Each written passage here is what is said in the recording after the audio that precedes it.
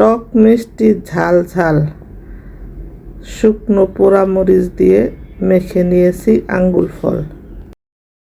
আঙ্গুল ফল ধুয়ে পরিষ্কার করে এবার মাঝখান দিয়ে কেটে নিয়েছি। বর্তমানে আঙ্গুল ফল তত একটা মিষ্টি না, তাই বাসায় আনলে তেমন খাওয়ার ইচ্ছা জাগে না কারোরই। এভাবে মেখে নেওয়ার পর দেখলাম বাটিতে আর থাকে না, সবাই চেটেপুটে খেয়ে ফেলেছে।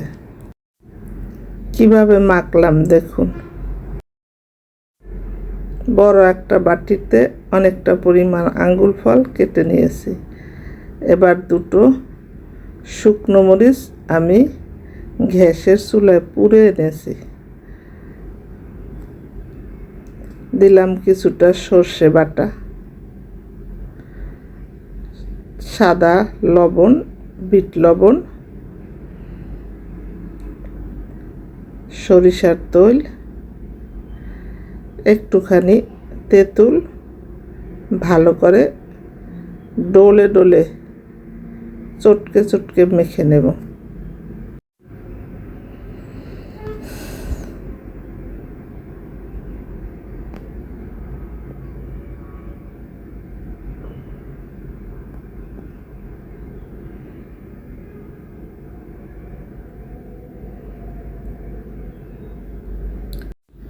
যে কোনো জিনিস মেখে খাওয়ার সময় আখের গুড় ব্যবহার করার চেষ্টা করুন, কারণ আখের গুড় দিলে এটার স্বাদ অন্যরকম আসে।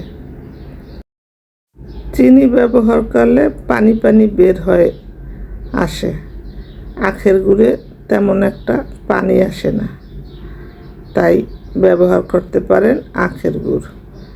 ভালো লাগলে লাইক, কমেন্ট, শেয়ার করে পাশে থাকার অনুরোধ রইল। আসসালামু আলাইকুম।